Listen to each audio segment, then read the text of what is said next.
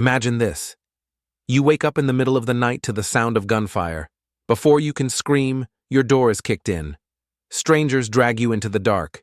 You see your parents begging, and then you're ordered to kill them, or be killed yourself. This isn't a horror movie. This is the reality thousands of children faced under one man's reign of terror. His name? Joseph Kony. For over 30 years, he's been the ghost of Africa's jungles, a self-proclaimed prophet, a master of fear, and one of the most wanted men in the world. Today, we take you inside his life, from barefoot village boy to warlord to fugitive. This is the story of the devil in the jungle.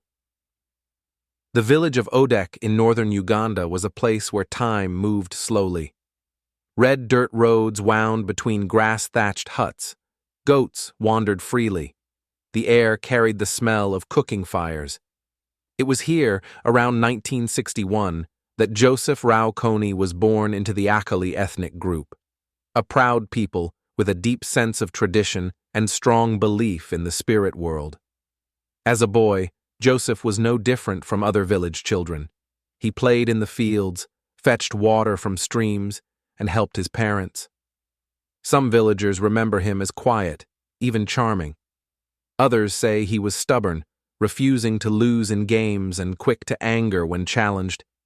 Kony served as an altar boy in the local Catholic church, ringing bells during Mass and memorizing prayers.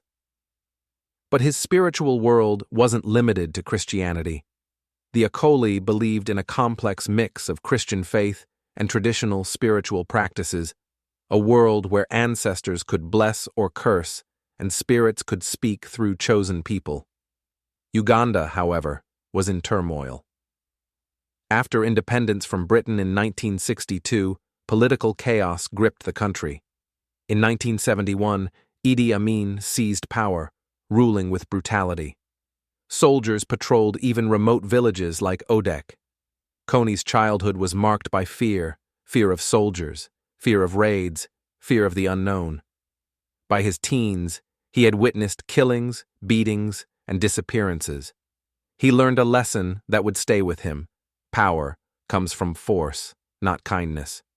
And soon, a woman claiming to speak to spirits would give Joseph Kony the perfect excuse to begin his own journey into war.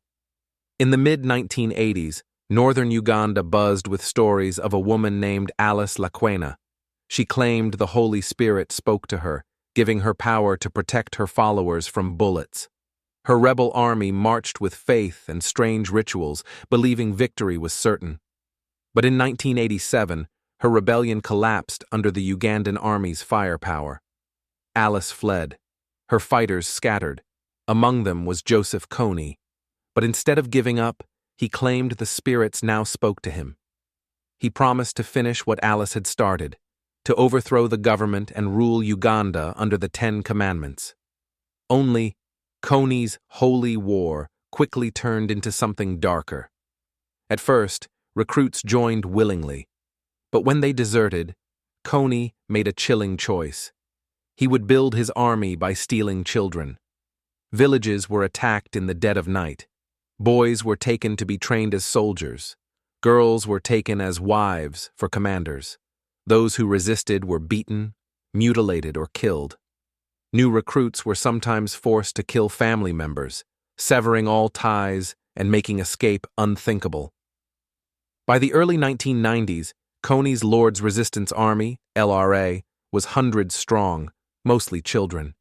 His blend of spiritual manipulation and brutal punishment created a cult-like loyalty. But what Kony did next would make him the most feared man in East Africa and infamous across the world. Kony perfected the art of control through fear. Boys as young as 10 were handed guns. Girls were forced into sexual slavery. To keep them loyal, Kony used superstition.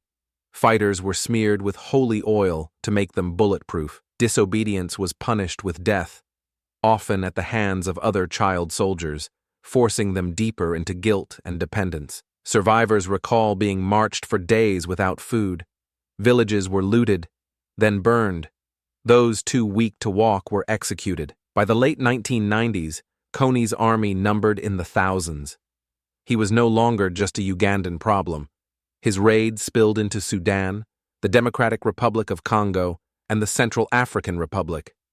And the world began to take notice, but not soon enough. The jungle was Kony's kingdom, and it was also his prison. By the mid-1990s, the Ugandan army was hunting him relentlessly, forcing him deeper into the bush. But in that green hell, he thrived. The LRA learned to vanish like smoke. They knew every river crossing, every game trail, every place where helicopter gunships couldn't see them. Kony's base camps were hidden miles deep in the wilderness, guarded by child soldiers who had become numb to killing. Here, Kony ruled as both commander and prophet. He mixed Bible verses with strange spirit commandments, telling fighters never to ride bicycles because the spirits forbade it, or to avoid certain foods.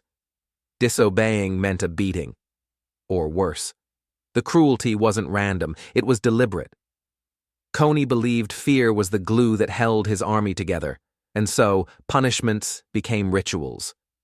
Those caught trying to escape were forced to kill other escapees with machetes. Children were made to club each other to death as proof of loyalty. The jungle swallowed their screams. Kony's raids spread further into Sudan, into the Congo, into the Central African Republic. Villages miles apart would wake to the same nightmare, barking orders in Acholi, the crack of AK-47s, and torches setting thatched roofs ablaze. Survivors told of seeing their neighbors' lips or ears cut off as warnings to others. And yet, for all the horror, Kony remained a ghost to the outside world. Many Ugandans doubted he even existed, thinking the government invented him to justify military power. But soon, the world would see his face, and it would never forget it. It took one grainy videotape to turn Joseph Kony from a name whispered in villages into the world's most infamous warlord. In the early 2000s, a small group of missionaries and filmmakers ventured into northern Uganda. They weren't soldiers, journalists, or spies, just young men with cameras who wanted to understand why children were walking miles each night to sleep in bus parks and hospitals. These night commuters weren't homeless, they were hiding. Every night, thousands of children left their villages and traveled to urban areas, terrified of being kidnapped by the LRA. The filmmakers captured something rare, survivors telling their stories in front of the camera. They spoke of being taken from school, of watching friends executed, of being given guns taller than themselves. And then came Kony. In a piece of smuggled footage, he stood in the jungle, flanked by armed boys, speaking calmly in a soft, almost polite voice. He quoted the 10 Commandments while explaining why his army cut off lips, ears, and noses, so they will not speak lies or hear lies. It was chilling. The contrast between his gentle tone and the brutality he described made the hair on your neck stand up. The tape circulated among human rights groups, diplomats, and journalists. Slowly, the world began to wake up to the idea that this man wasn't just a regional problem, he was a monster operating in plain sight. But Kony's new fame would also paint a target on his back, and soon, the most powerful military in the world would be coming for him. By 2005, the International Criminal Court had issued an arrest warrant for Joseph Kony, the first in its history. He was charged with 33 counts of war crimes and crimes against humanity, including murder, enslavement, and sexual slavery. But arresting him wasn't easy. Kony was always on the move, protected by layers of jungle and loyal fighters. The Ugandan army had failed to catch him for years. That's when the United States stepped in. In 2011, the Obama administration deployed around 100 special forces to help hunt Kony. These weren't regular soldiers. They were highly trained advisors from elite units like the Green Berets. Their mission: find Kony, track him, and help African forces bring him to justice. Helicopters thundered over the Central African Republic. Drones scanned the tree canopy. Intelligence teams intercepted radio chatter, but Kony seemed to vanish before they arrived. Locals claimed he used magic oil to make himself invisible, but the truth was simpler. He had spies everywhere. If an army patrol left a base, Kony knew within hours. Even with U.S. technology, finding him was like chasing smoke through the rainforest. And then, the world saw him like never before, not in a classified report, not in a military briefing, but on every phone and computer screen in history's most viral video. March 2012. The internet was already changing the way stories spread, but no one was prepared for what happened next. A non-profit group called Invisible Children uploaded a 30-minute film to YouTube titled Kony 2012. It wasn't just another documentary. It was a call to arms for the entire planet. The film opened with a promise. We're going to make Joseph Kony famous, not to celebrate him, but to stop him. It used emotional storytelling, social media tactics, and raw survivor testimonies. You saw children talking about losing their parents, former abductees describing life in the LRA, and chilling archival clips of Kony himself. The message was simple. If enough people knew his name, governments would be forced to act. It worked like wildfire. Celebrities like Oprah, Rihanna, and Justin Bieber shared it. Politicians tweeted about it. Millions of people who had never even heard of Uganda suddenly had one name in their heads: Joseph Kony. The numbers were insane. Over 100 million views in just 6 days. The video became the most viral campaign in history at that time. People ordered Kony 2012 posters, bracelets, and action kits to plaster cities with his name. But as fame grew, so did controversy. Critics accused Invisible Children of oversimplifying the conflict, of using too much emotion and not enough context. Some even claimed Kony was no longer a major threat and that the campaign was misleading. Still, for a moment, the world's eyes were on him.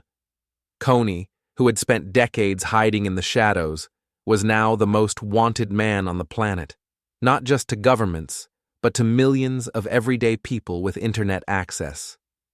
But as the world searched for him, Joseph Kony simply disappeared deeper into the jungle, and the trail started to go cold. The years after Kony 2012 felt like chasing a phantom.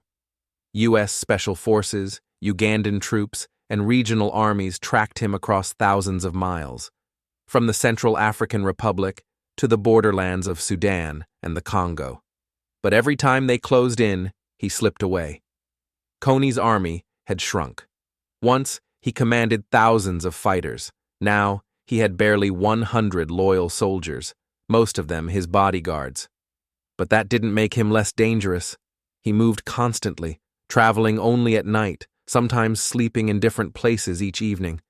He stopped using radios, relying instead on human messengers who could vanish into the bush. Local villagers told bizarre stories, that Kony could talk to spirits, that bullets couldn't kill him, that he could predict ambushes before they happened. These myths weren't just superstition. They were part of his psychological warfare, keeping fear alive even as his real power dwindled. American forces searched relentlessly, but by 2017, the hunt had dragged on for years with no success. That year, the U.S. officially ended the mission, calling it complete, even though Kony had never been caught. Ugandan forces soon followed, and so the ghost was free again. But rumors began to spread, whispers that Kony wasn't just hiding, he was negotiating. Reports began surfacing in 2020 and beyond. Joseph Kony had allegedly sent messages to negotiators offering to lay down his arms if the ICC would drop its charges. It was almost absurd. After decades of mass murder, abductions, and terror, Kony was trying to talk his way out of justice. No deal was ever made, but it showed one thing clearly. Kony knew the net was still around him, even if looser than before. Today, intelligence agencies believe Kony is somewhere in the remote border region between Sudan and South Sudan, possibly moving between hideouts. His forces are a fraction of what they once were, but he still commands loyalty from those he's kept close for decades. He's in his 60s now, older, slower, but still dangerous. The ICC arrest warrant remains in effect. His crimes are not forgotten. Survivors still hope for the day he'll face trial. And yet, as of this very moment, Joseph Kony is still a free man. Joseph Kony's story is not over, and that's what makes it terrifying. From a barefoot boy in a Ugandan village to the leader of one of Africa's most brutal rebel groups, his journey is a masterclass in how fear, manipulation, and violence can keep a man in power for decades. He's believed to have abducted over 66,000 children, displaced more than 2 million people, and committed crimes that scarred entire generations. His reign of terror shows the world what happens when warlords operate in places where governments are weak and borders mean nothing. And yet, he remains a ghost. Somewhere out there, hidden by the trees, remembered by the survivors, and hunted by history itself. For the people of northern Uganda and Central Africa, his name is still a warning. For the rest of the world, it's a reminder that evil doesn't always die when the headlines fade. Because right now, as you're hearing these words, Joseph Kony could be sitting by a campfire in the jungle, planning his next move. The question isn't just when will Joseph Kony be caught, it's whether the world will still care when it finally happens. The case may be closed, but Crimology never sleeps. Like and subscribe to join Crimology and step deeper into the dark with us.